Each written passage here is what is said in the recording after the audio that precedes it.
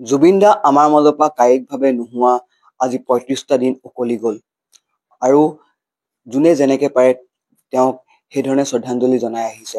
আৰু মই বৰ্তমান উপস্থিত আছো শিৱসাগৰৰ দিকচু মাউত গাঁৱত এগৰাকী শিপিনীয়ে গামোচাত বৈ তুলিছে মায়াবিনী আৰু বাটৰে শেষতে দুটি গীত। আৰু এইখন তাঁতশালতে তেওঁ বৈ তুলিছিলে আপোনাৰ বাটৰে শেষতে প্ৰথম বাটৰে শেষতে এদিনৰ ভিতৰতে তেওঁ বৈ তুলিছিলে আৰু দ্বিতীয়টো মায়াবিনী তেওঁ ৩ দিনৰ ভিতৰত বৈ তুলিবলৈ সক্ষম হৈছিলে। আৰু এটা গীত তেওঁ তাত বৈ আছে আৰু আমাৰ লগত আছে বিউটি গগৈ আপোনাৰ বাটৰে শেষতে আৰু মায়াবিনী গীতটো বৈ তুলিছিলে। আমাৰ এই মায়াবিনী গীতটো গোটেই মায়াবিনী যিটো প্ৰাৰ্থনালৈ পৰিৱৰ্তন হল, এটা গীত প্ৰাৰ্থনালৈ পৰিৱৰ্তন হল, সেই গীতটো তেওঁ ৩ দিনৰ ভিতৰত বৈ তুলিছিলে। আৰু আমাৰ লগত বিউটি গগৈ আছে, কি কব?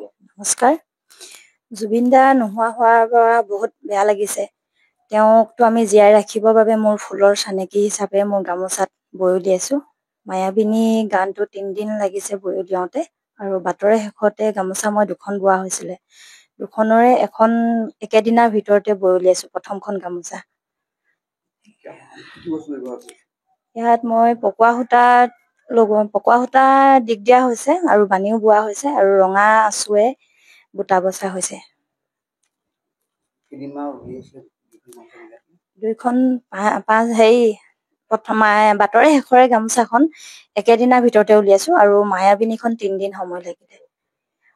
আপুনি কিয় এইটো মনলৈ আহিলে যে আপুনি এইখিনি লিখিব বা মনলৈ আহিলে মানে জুবিন দাটো আমাৰ মাজত নথকাৰ বাবেতো তাক জীয়াই ৰাখিব লাগিব আৰু তেওঁৰ গান আমি শুনি ভাল পাওঁ। ময়ো গান শুনো, জুবিন দাৰ গান, আৰু ল'ৰা দুটাইও শুনে। শুনিহে তাকে ভাবিলো কি জুবিন দাক জীয়াই মোৰ তাঁতৰ শালৰ মাজেৰে তেওঁ গান সুৰ হিচাপে মই জীয়াই ৰাখিম বুলি মনতে ভাবিলো। হয়, ৰৈ বিলালখন চাবৰ কাৰণে আমি বহুত আগ্ৰহে ৰৈ আছো।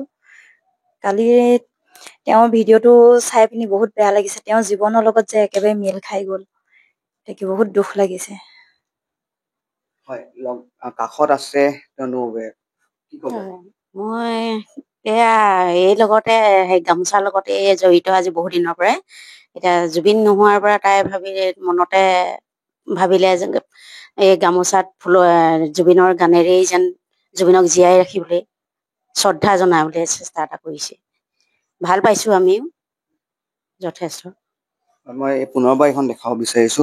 এয়া বাটৰে শেষতে, এইটো এটা থিয়েটাৰৰ গান হয়। আপোনাৰ এই গানটো লিখিছিলে বেলেগে, কিন্তু জুবিন দাৰ মাতেৰে তেওঁ আপোনাৰ গীত পৰিবেশন কৰিছিলে, যাৰ বাবে এই গানটো বহুত বেছি আপোনাৰ পপুলাৰ হৈছিলে বুলি ক'ব লাগিব। আৰু যি মায়াবিনী গীতটো এটা গীত আছিলে, সেই গীতটো প্ৰাৰ্থনালৈ পৰিৱৰ্তন হল। প্ৰতিজন অসমীয়াৰ মুখত এতিয়া মায়াবিনী গীতটো প্ৰাৰ্থনাৰ দৰে গোৱা হয়। আৰু এই যি আপোনাৰ বিউটি গগৈ আছিলে, এই গীত আপোনাৰ গামোচাত বৈ তুলিছে। আপোনাৰ এটা কথা কব লাগিব যে চবেই নিজৰ ধৰণে শ্ৰদ্ধা জ্ঞাপন কৰিছে, কিন্তু এয়া ব্যতিক্ৰমী আমি ছবি দেখিব পাইছো যে গামোচাত গীতটো বৈ তুলিছে আৰু গামোচাত এই গীতটো বৈ তোলাৰ বাবে এটা ব্যতিক্ৰমী শ্ৰদ্ধা জনোৱা দেখা পোৱা গৈছে। আৰু আমি আশা কৰিম যে এই যি বিউটি গগৈ আছে, তেওঁ অনাগত দিনত এই ধৰণে শ্ৰদ্ধা নিবেদন কৰি যাওক।